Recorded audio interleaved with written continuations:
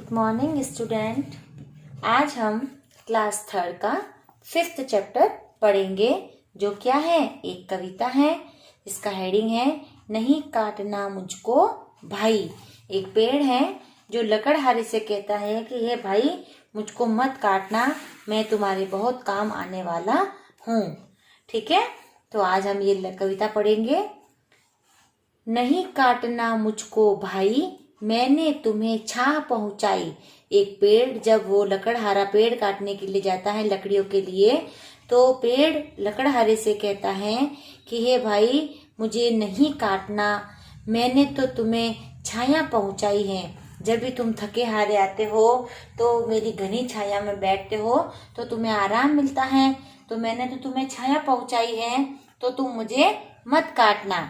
सूरज जब ऊपर चढ़ जाता, राही यहाँ बैठ सुस्ताता। सूरज का मतलब जो सूर्य है वो जब ऊपर मतलब जब और ऊपर चढ़ता है तो गर्मी बढ़ जाती है। जैसे जैसे दिन चढ़ता है तब राही मतलब जो रास्ते में यात्रा करने वाले लोग होते हैं ना, उनको कहते हैं। ठीक है, तो राही यहाँ बैठ सुस्ताता। जो राहगीर हैं, यात्री हैं, वो यही पेड़ की छाया के नीचे बैठकर सुस्ताते हैं। सुस्ताते मतलब आलस त्यागते हैं, वो यहाँ आराम करते हैं थोड़ी देर के लिए। तो मीठे फल वह मेरे खाता, तो पेड़ हमें छाया भी देते हैं, ऊपर से हमें क्या देते हैं, मीठे फल भी देते हैं। बदले में क्या कुछ दे जाता, इसके बदले में मुझे क्या वो कभी कुछ देकर जाता है।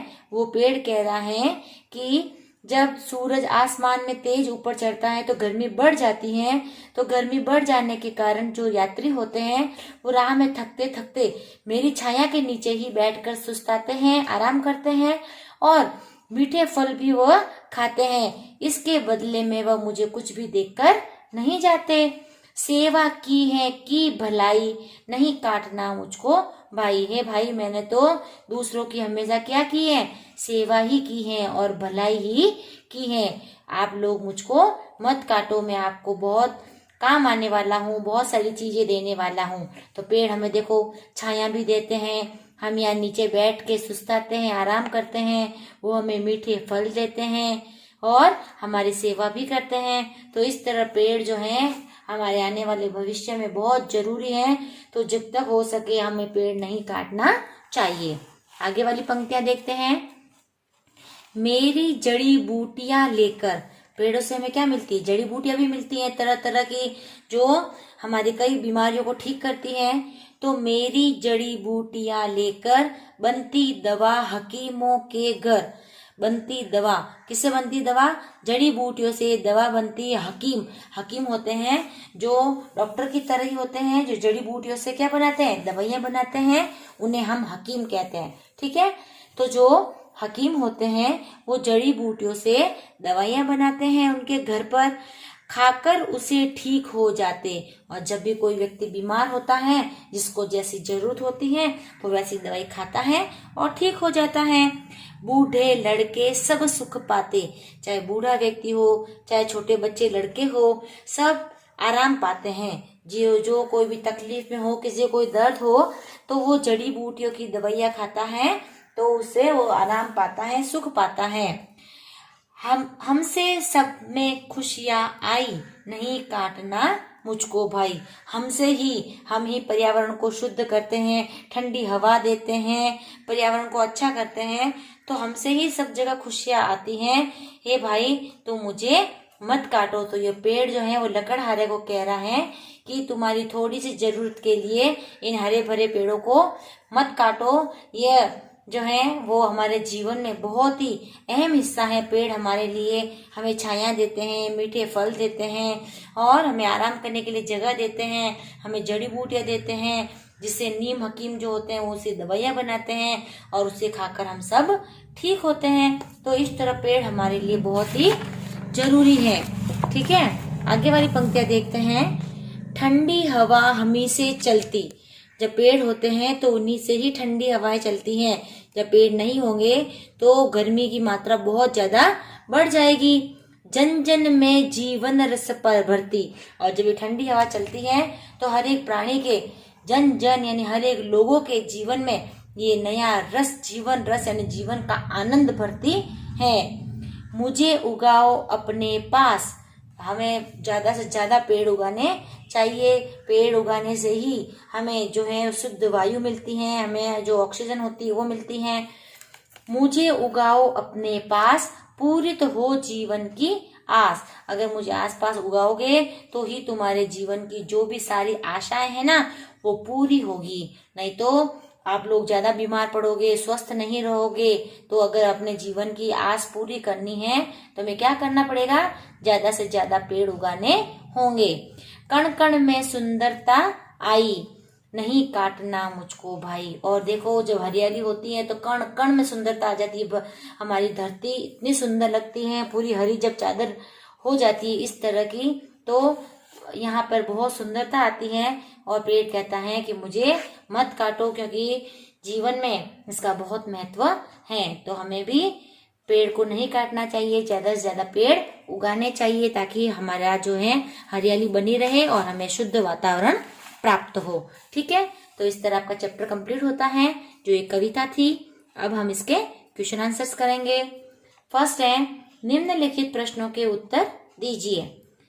नहीं काटना मुझको भाई, मैंने तुम्हें छां पहुंचाई, किसके द्वारा व किसे कहा जा रहा है?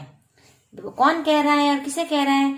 तो यह पेड़ द्वारा लकड़हारे को कहा जा रहा है। जब लकड़हारा जो है वो पेड़ काटने के लिए आता है तो पेड़ उससे विनती करता है कि मुझे मत काटो।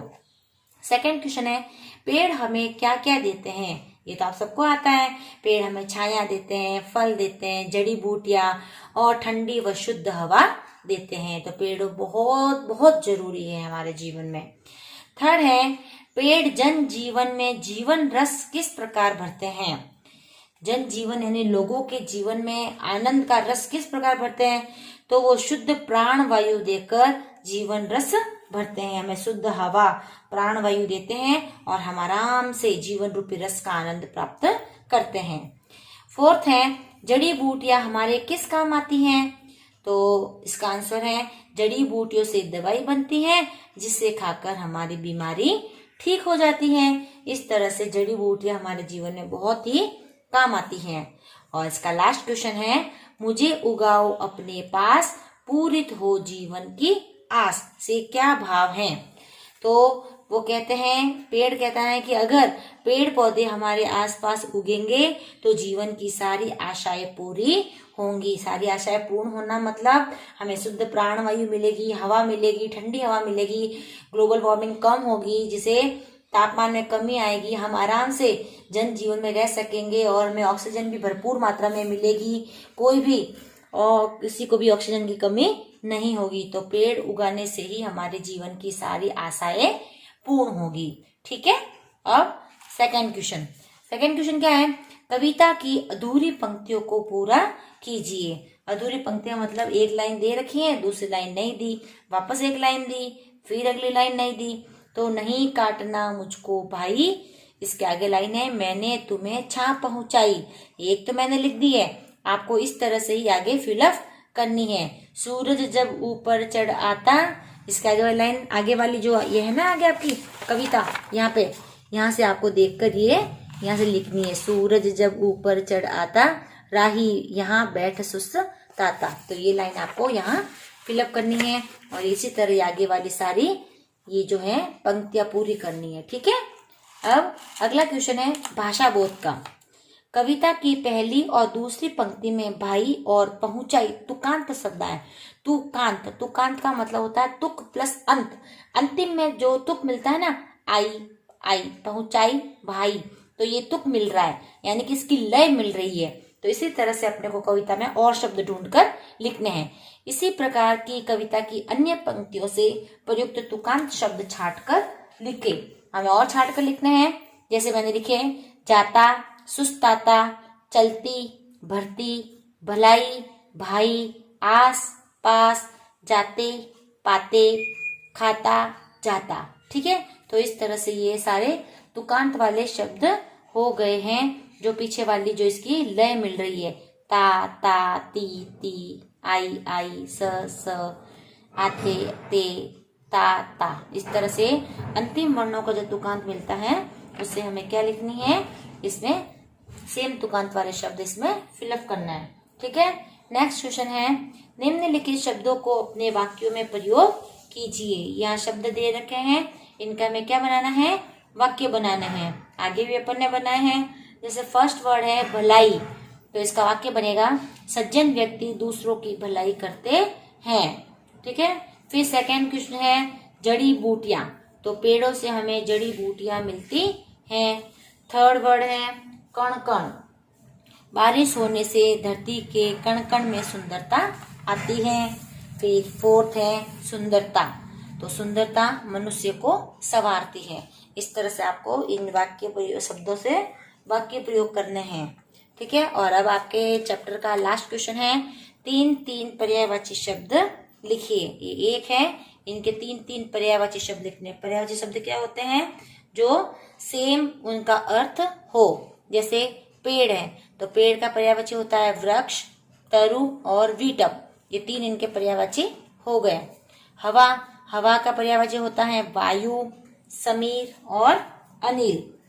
ठीक है, तो इस तरह इसके भी हवा के भी 3 पर्यायवाची शब्द हो गए हैं। पर्यायवाची मतलब एक ही शब्द के और उसके जैसे ही सेम अर्थ वाले शब्द होते हैं। और लास्ट है सूरज, जिसके पर्यायवाची हैं सूर्य, दिनकर और दिवाकर। इस तरह ये तीनों पर्यायवाची शब्द अपन ने बता दिए हैं कि एक के 3 पर्यायवाची शब्द होते हैं। ठीक है, तो इस तरह आपका चैप्टर कंप्लीट हो गया। अपनी नोटबुक में इसको सुंदर हैंडराइटिंग में करना। ठीक है, बाय।